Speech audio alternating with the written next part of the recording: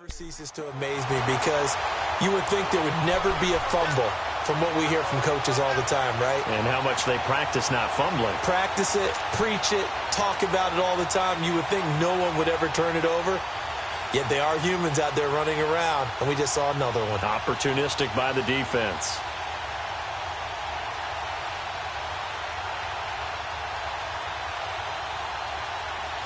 Good starting field position for them as they come up 1st and 10. All right, now, lucky 56. Lucky 56. They'll begin the drive with Howard. And he'll be taken down just shy of midfield. It's a 6-yard gain on the ground, and that'll make it 2nd and 4. Now, I think we can get used to seeing more of that in this 4th quarter, especially if they're having success on the ground like they did there. Yeah, I think back when we met with the head coach in preseason, and all he talked about was building a bully. And I think it was this situation he was envisioning. Trying to ice a game, plenty of time left, but being able to give the ball to his big runner and pound away and try and finish off a game. All right, now, lucky 56. Lucky 56. Watch him now, Barney. Barney. This is Howard on 2nd down. And he's able to get across midfield and down into Buccaneer territory. And the tackle there by Quan Alexander. Bottom line, they want to keep this clock rolling, so they'll take that one right there. They just want to keep falling forward, and they want to put the onus on the big fellas up front in order to bring this one home.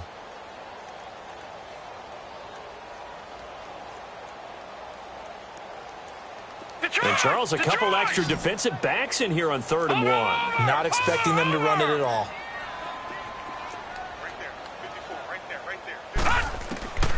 From the gun, Jackson being chased out left. He may try and run for this.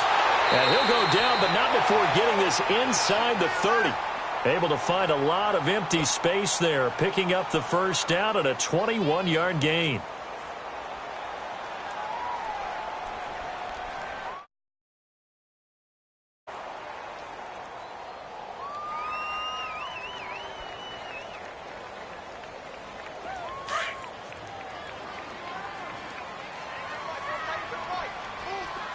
Now, Barney, Barney.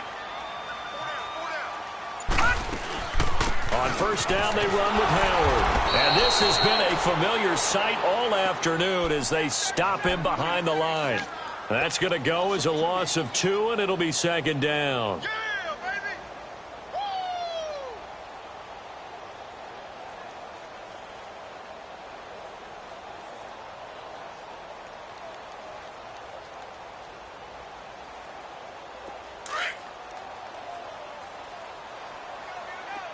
Now, Barney, Barney.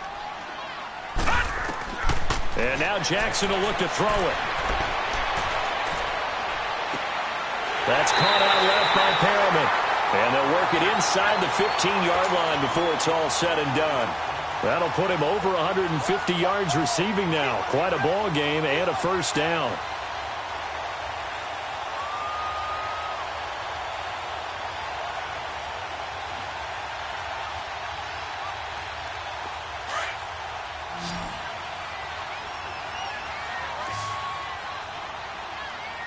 Detroit! Detroit!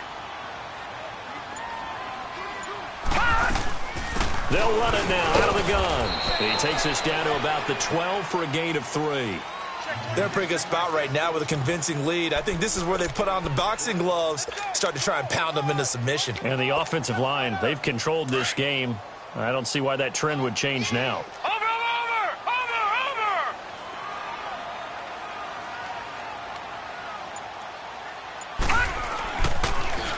Now they'll run it on the toss. And he goes backwards here, losing yardage back to the 16.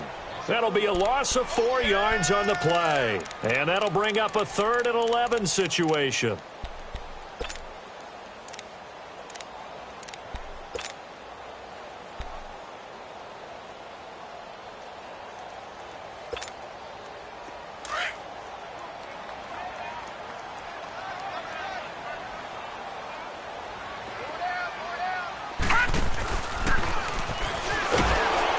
And he's going to be met behind the line of scrimmage and taken down. And a penalty flag is going to come out on top of it.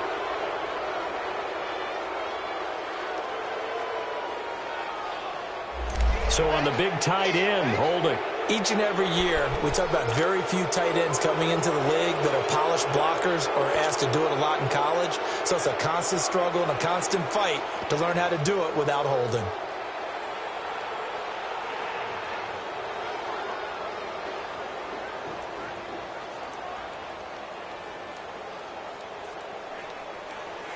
So following the holding call, what can they do here on 3rd and long?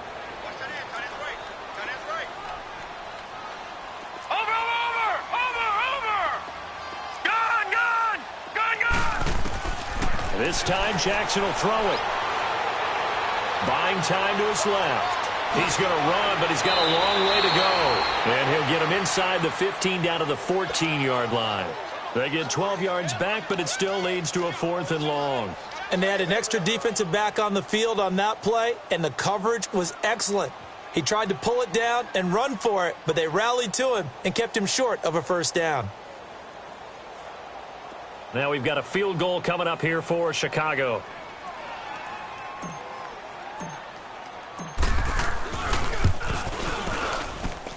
And his kick is good. And that will extend the lead out to 24. So it's 3 more points, and that widens this thing out even further here in the 4th. And you know in this league, you can never have enough points, but this widens it out, as you said, and now it's all about ball control, isn't it? Set now to kick this one away, and off it goes. This fielded a few yards into the end zone. And he'll make it across the 20 as his guys will set up shop at the 23-yard line. Now the Buccaneers offensive unit back out on the field. And last time the turnover on the fumble, and they were in enemy territory, so that had to be very frustrating. Down on the scoreboard here, can't do it again. You nailed every part of what was frustrating. Down on the scoreboard, had a drive going, and pushed it past the 50-yard line so they felt like they were in striking distance, and to come away with nothing, not a good feeling at all, to put it mildly. Now they can't afford to do that again. Yeah, now can they get that bad taste out of their mouth here? They'll run it with Jones. And he powers his way up past the 30. Now we're going to get a timeout. Appears we've got an injured Buccaneer. We'll check on his status when we get back.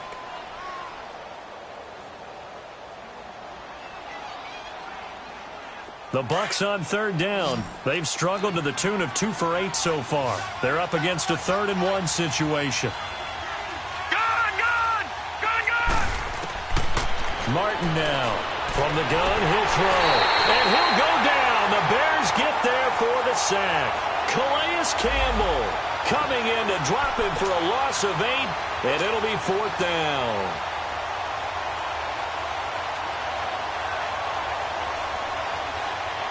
A critical one here if they're going to have any shot at this thing. So they'll go for it on 4th down.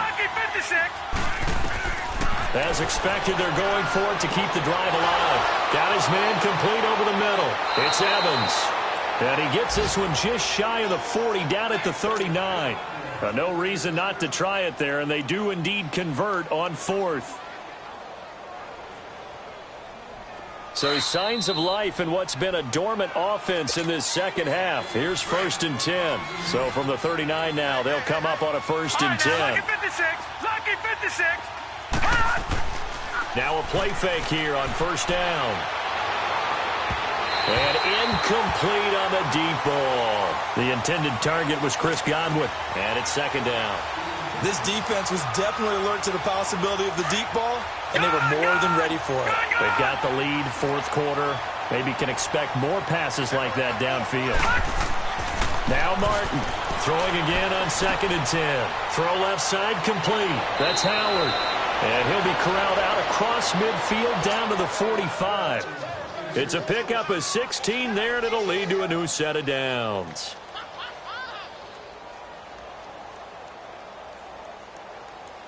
This quarterback now, a perfect 8 for 8 to start the second half. Not bad. 1st and 10. They'll run here with John Kelly. And he'll be brought down at about the 42. A gain of 3, second down. They tried a quick hitter inside, but that one was swallowed up because what they're hoping, those big defensive linemen will take the bait and move laterally and open up a crease that they can run through. Didn't happen on that play.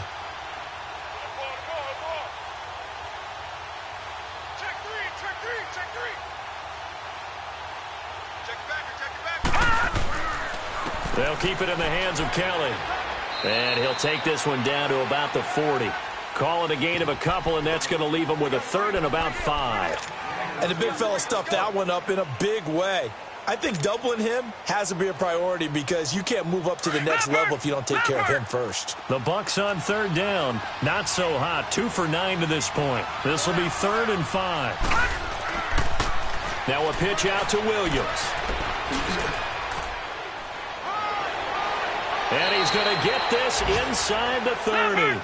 And they'll get 14 yards out of it and a fresh set of downs. Now they got to get to the line quickly. They stick to the ground game on first down. It's Williams. Sharp there with his feet. Gets him a little extra space. And then drop just inside the 20. And before this second down play, we'll get a whistle, a signal, and a timeout.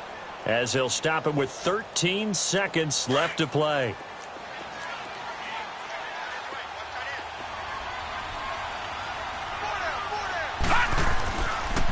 They'll pitch it to Kelly. And he's into the end zone for a Tampa Bay touchdown. John Kelly, his first touchdown on the year. And the Bucs are able to close the gap just a bit. And while no one on the offensive line will get the 6 points next to their name, they should be credited with this one. Tremendous blocking to get the runner into the end zone. Well, it's still an uphill battle from here, that's for sure, but that makes it a 2-score game. And now we see why teams practice so much on the 2-point conversion, why you have more than one play ready, because you may need multiples to throw out a ball game. Here's a great example right there. And nice work on the return as they'll start their drive just past the 30-yard line.